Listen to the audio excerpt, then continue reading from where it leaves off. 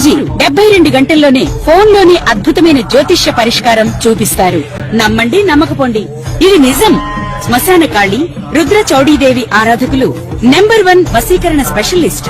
గురూజీ మనిషి పుట్టుక నుండి చనిపోయే వరకు వచ్చే అన్ని క్లిష్టమైన సమస్యలకు పరిష్కారం ఇక్కడ లభిస్తుంది. విద్య, ఉద్యోగం, వ్యవహారం, స్త్రీ ప్రేమ, పెళ్లి, సంతానం, స్త్రీ పురుష వశీకరణం, భూవశం, భార్యాభర్తల కలహాలు, కోర్టు సమస్యలు, విడాకుల సమస్యలు, చేతబడి, అప్పుల బాధ, ఇంకా మీకు ఎలాంటి సమస్యలు ఉన్నా 72 గంటల్లోనే శాశ్వత పరిష్కారం చేయబడింది. జై శ్రీమన్నారాయణ. నేను మీ ఐకాన్ ఆస్ట్రాలజర్ గట్టుపల్లి సురేష్ బాబు.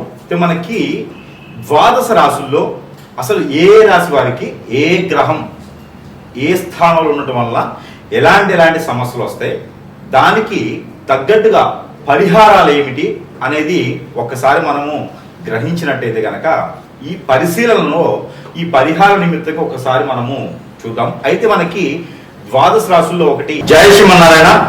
ద్వాదశ రాశుల్లో ఒకటి మీనరాశి.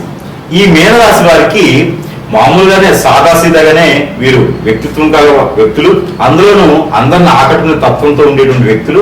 వ్యాపారం చేస్తే వీరికన్నా ఇంకా ఎవరు వ్యాపారం చేయలేరు అనేటువంటి వ్యక్తులుగా ఉంటారు. చాలా నాలెడ్జ్ ఉంటుంది వీరికి. ఏ రంగంలో అడుగు పెట్టినా కూడా ఆ రంగానికి వీరు శ్రేయోభిలాషులుగా ఉంటారు. అంటే ఆ రంగానికి వీరు తెలివితేటలు నేర్పిస్తూ ఉంటారు. కాబట్టి వీరు ఎన్నో రకాలైన స్థానాలు సాధించుకుంటూ, కంపెనీలు సాధించుకుంటూ, వీరు ఎక్కువగా మెడికల్ సంబంధించినటువంటి రంగం, పంట పొలాలకు సంబంధించినటువంటి రైతులుగా రంగం, రియల్ ఎస్టేట్ రంగాలు ఎక్కువ మనకు కనిపిస్తూ ఉంటారు. కానీ ఆ రంగాల్లో కూడా వీరు రాణించలేకపోతున్నారా? ఆ రంగాల్లో కూడా అనుకున్నది అవ్వట్లేదా? ఏదో గ్రహం మిమ్మల్ని శోధిస్తూ ఉంది, ఏదో గ్రహం మిమ్మల్ని చెడు క్రియలు చేపిస్తూ ఉంది.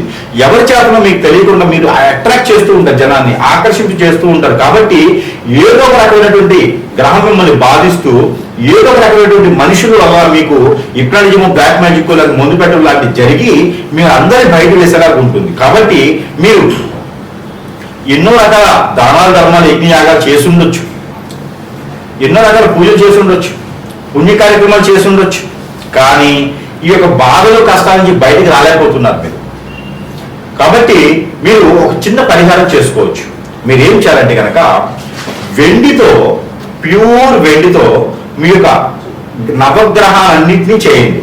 చంద్రగ్రహం, రవిగ్రహము, బుధగ్రహము, శుక్రగ్రహము, కేతు గ్రహము, ఇలా గ్రహాలు ఉంటాయి. పంచలోహాలతో అయినా పర్వాలేదు, లేదా ప్యూర్ వెండితో అయినా సరే ఈ నవగ్రహాన్ని తయారు చేయండి. ఈ నవగ్రహాలన్నీ కూడా మీకు సాల్వబుల్ పరుస్తాయి. ఒక ప్లేట్ తీసుకొని నవగ్రహాలన్నీ పెట్టి ప్రతినిత్యం కూడా 11 రోజుల పాటు ప్రతినిత్యం కూడా మీరు ఆలయంలో, అంటే ఇంట్లో దేవుని మందిరంలో పెట్టి వాటికి అభిషేకం చేసుకుంటూ ఉండండి. పన్నీరుతో కానీ, కుంకుమ నీటితో కానీ, పసుపు నీటితో కానీ, లేకుంటే కనుక మనకి గంధం నీటితో కానీ అభిషేకం చేసుకుంటూ ఉండాలి. కుంకుమ పువ్వు నీటితో కూడా మీరు అభిషేకం చేసుకోవచ్చు. ఈ అభిషేకం చేసిన తరుణంలో వాటికి ప్రసాదం, నైవేద్యం కూడా వాటికి పెడుతూ ఉండాలి. ఏ నైవేద్యం పెట్టినా పర్వాలేదు. ఆ నైవేద్యం పెట్టిన తర్వాత 11 రోజుల తర్వాత 12వ రోజున ఎక్కడైనా ఆలయంలో కనుక మీరు సమర్పించుకోవాలి, లేదా ఆలయంలో ఉండిలోనే వేయచ్చు. అయితే ఈ 11 రోజులు కూడా మీరు సంకల్ప బలం, మనకి ఏదైతే కావాలో, నవగ్రహాలన్నీ కూడా మీ మీద చెడు దృష్టి ఉన్నప్పటికీ కూడా నాకు మంచి జరగాలి, ఆత్మ సంతృప్తి ఉండాలి అని చేయండి. ఇది దశాబ్ద కాలం చేయవలసినటువంటి పరిహారం.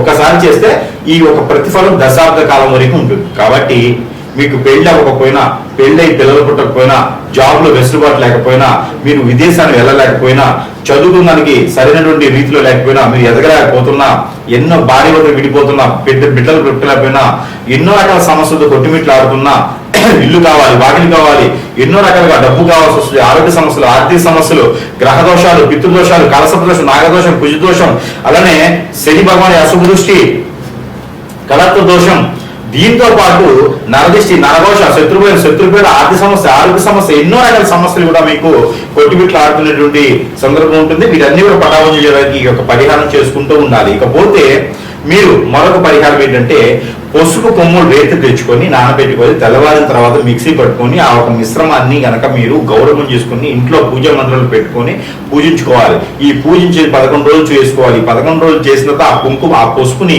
ఈ ప్రతిరోజు నుదుటిని పెట్టుకోవచ్చు. ప్రతిరోజు వంటలో వాడుకునేట్టు వాళ్ళందరూ ఇంట్లో వరకు తినొచ్చు. వంటలో కూడా ఆ పసుపును వాడినట్టయితే కనుక మీకు లోపల ఉన్న నెగిటివిటీ మీరేం చేయించిన చెడు క్రియలు అన్ని కూడా ఇలా పటామంచలు అవుతాయి. కాబట్టి ఇలాంటి ప్రయత్నం చేయండి. ఇలాంటి పరిహారాలు చూసిన అదృష్టవంతులు వచ్చి. ఇకపోతే మీరు మొక్కుబడులు ఏమైనా ఉన్నా మీరు అనుకున్న పనులు అలానే మొక్కుబడి తీర్చుకోవడం చాలా మంచిది. మొక్కుబడి తీయించలేని సందర్భంలో సుబ్రహ్మణ్య స్వామికి అభిషేకం చేసుకుంటూ ఉంటే కనుక మీకు అన్ని రకాల సానుకూలమైన వాతావరణం లభ్యపడుతూ ఉంది. ఇంకా కూడా మీరు విదేశాలు వెళ్ళాలి అనుకుంటే కనుక ఎక్కడైనా చెరువు, నది, వాగు, ఏరు, సెలయేరు ఇలాంటి దగ్గర కనుక ఒక చిన్న ప్రతిమ, ఒక రూపు, వెండి రూపు ఒకటి తీసుకుని వెళ్ళేసి మీరు నడినెత్తిన తలమేం పెట్టేసి నాకు ఉన్నటువంటి కర్మలు, క్రియలు, పాపాలు, కర్మలు, ఎన్నో రకాల అశుభ దృష్టిలు, ఎదుటి వారి నరదృష్టి, నరఘోష, శత్రుపీడ, అలానే పితృదోషాలు అన్ని కూడా నాకు పోవాలి, గ్రహాలన్నీ శాంతించాలని చెప్పి తలమేం పెట్టుకుని అలానే మునిగిపోవాలి. దానితో అది కింద పడిపోవాలి. ఇది మీరు సముద్ర స్నానం కానీ, నది స్నానం కానీ, వాగు, ఏరు, సెలయేరు దగ్గర కనుక స్నానం ఆచరించినట్టయితే మీకు అష్టైశ్వర్య ప్రాప్తికరమే కాకుండా మీరు అనుకున్నటువంటి పనులన్నీ కూడా ముందుకు సకాలంగా వెళ్ళేలాగా ఏర్పడుతుంది. కాబట్టి ఇలాంటి చిన్న చిన్న పరిహారాలు చేసుకొని ఆ ఒక స్వామి వారి మీకు ఇష్టదైవం కొలువై ఉన్నటువంటి స్వామి వారి యొక్క వద్దన వారి యొక్క కృపా కటాక్షలు మీ మీద ఉండాలని మనస్ఫూర్తిగా కోరుకుంటూ జయ శ్రీమన్నారాయణ. మనము ఎన్నో రకాలైనటువంటి సమస్యలతో ఉంటూ ఉంటాం. ఇల్లు ఉంటుంది, అద్దెకున్నా, సొంతిల్లేనా, ఇంట్లో ఏదో నడవడికి, ఇంట్లో ఏదో కలిసి రాదు, ఇంట్లో ఏదో జరుగుతూ ఉంది, ఒక సమస్య. అసలు ఇల్లే వాస్తు బాల, రెండో సమస్య. ఇంట్లో కీచులు ఆడుకోవడం, ఇంటికే ఏదో చేయించారండి, చేతపడో ఇప్పుడేమో ఏదో చేయించేశారు, ఇల్లు ఎదకుండా చేసేసారు, చెట్టుకొని కొట్టుకోలు అయిపోయినారు, ఇంట్లో గొడవలు ఎప్పుడు అవుతున్నాయి, ఇంట్లో సుఖంగా ఉండడానికి లేదండి, ఏదో జరుగుతూనే ఉంది, ఇంట్లో ఏదో నెగిటివ్స్ ఉన్నాయి, చెడు క్రియ జరిగింది, ఇంట్లో అంతా నెగిటివిటీగా ఉంది. అలానే మనకి జాతకంలో బాగుండట్లేదండి, గ్రహాలు శోధించట్లేదంట, గ్రహాల యొక్క స్థితిగతులు బాగాలేవంట, ఇలాంటివి చాలా సమస్యలు ఉంటాయి. ఏ పనులు కూడా ముందుకు వెళ్ళట్లేదు, ఒంటరైపోతూ ఉంటాం, మనం అంతా చాలా ఒంటరైపోతూ ఉంటాం, అందరూ దూరమైపోతూ ఉంటారు, ఆర్థిక సంబంధించిన ఇబ్బందులు, ఎవరు మనం గుర్తించరు. వీళ్ళు తెలివితేటలు ఉంటాయి, బుద్ధిబలం ఉంటుంది, గుణబలం ఉంటుంది, మంచి వ్యక్తులుగా ఉంటారు, కానీ మిమ్మల్ని రాణించలేరు. మీరు ఎప్పుడు ఏదో పట్టి పీకుతూ ఉంటుంది, ఏదో సమస్య. ఇంతలో పెళ్లి భార్య దూరం అవుతూ ఉంటుంది, భర్త దూరం అవుతూ ఉంటారు, పిల్లలు దూరం అవుతూ ఉంటారు. ఒక సమస్య పోయిందిరా బాబు అనుకుంటే రెండో సమస్య కొనుక్కొచ్చుకుంటూ ఉంటారు. ఇంకా ఇంతేనా జీవితం? కొంత ఉపశమనం కోసం కావాలి మనకి. ఆ ఉపశమనం ఏంటంటే యంత్రం. ఈ యంత్రము లక్ష్మీ యంత్రం ఉంటుంది, ఇందులో కుబేర యంత్రం ఉంటుంది, ఇందులో వాస్తు యంత్రం ఉంటుంది. ఇలా 9 రకాల యంత్రాలు ఉంటాయి ఇందులో. ఈ యంత్రం కనుక మన ఇంట్లో పెట్టుకున్నట్టయితే కనుక ఏ వాళ్ళకైనా పెట్టుకోవచ్చు. దేవుని మందిరంలో పెట్టుకోవచ్చు, దక్షిణ వాళ్ళకి, తూర్పు వాళ్ళకి, పడమర వాళ్ళకి, ఉత్తర వాళ్ళకి, ఏ వాళ్ళకైనా పెట్టుకోవచ్చు. హాల్లో పెట్టుకోవచ్చు, బెడ్రూమ్లో పెట్టుకోవచ్చు, పూజా మందిరం పెట్టుకోవచ్చు, కిచెన్లో పెట్టుకోవచ్చు, ఎక్కడైనా పెట్టుకోవచ్చు, డైనింగ్ హాల్లో పెట్టుకోవచ్చు. ఇది ఒక యంత్రాన్ని ఇంటి లోపల పక్కన పెట్టుకోవాలి, వాళ్ళు తగిలించుకోవాలి. ఈ యొక్క యంత్రము చాలా వాల్యుబుల్. ఇందులో మనం పూజించి మరీ ఇస్తున్నాం.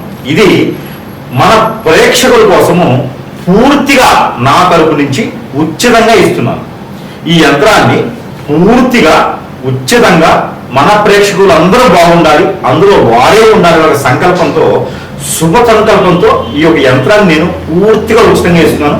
ఎవరికైనా కావాలి అనుకుంటే, మీకు అన్ని రకాల సమస్యలు పోవాలనుకుంటే కొంచెమైన ఉపశమనం దొరుకుతుంది. కాబట్టి ఈ యంత్రాన్ని మీరు మన దగ్గర లభ్యపడుతుంది. మీకు మీ వద్దకు చేయించేటువంటి రుసుమును మాత్రమే నేను తీసుకుంటున్నాను, అంటే దారి ఖర్చులకు మాత్రమే తీసుకున్నాను తప్పితే యంత్రానికి మాత్రం డబ్బులు తీసుకోవట్లేదు, ఉచితంగా ఇస్తున్నాను. ఎవరికైనా కావాలంటే కూడా సంప్రదించండి. ఈ యంత్రంకి ధూప ద్వీప నైవేద్యం పెట్టినా పెట్టకపోయినా పర్వాలేదు, 3 రోజులు పెడితే చాలు.